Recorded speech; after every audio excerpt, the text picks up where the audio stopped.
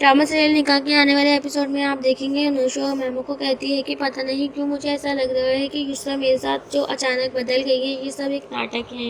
Memo कहती है कि युसरा दिल की बहुत अच्छी है, ये सब तुम्हारा वहम है। अनुषा कहती है अम्मू काश ये वहम ही हो, क्योंकि मुझे ये बात कुछ हजम नहीं हो रही। मेमो अनुषा को समझाती है और कहती है कि तुम ये सब छोड़ो, तुम सिर्फ हमदान पर ध्यान दो। मैं चाहती हूँ कि तुम दोनों साथ में बहुत खुश रहो। हाँ, हारिस युसरा से अब दोस्ती करेगा और अनुषा के घर पर भी आ जाएगा और युसरा की दोस्ती का फायदा उठा के हारिस अब अनुषा को हासिल करने की कोशिश करेगा। हारिस को अनुषा अपने घर देखकर कहेगी कि तुम यहाँ पर क्या कर रही हो, तुम इस बात का फायदा मत उठाओ कि तुम और युसरा के दोस्त हो, तुम अपनी हद में रहो।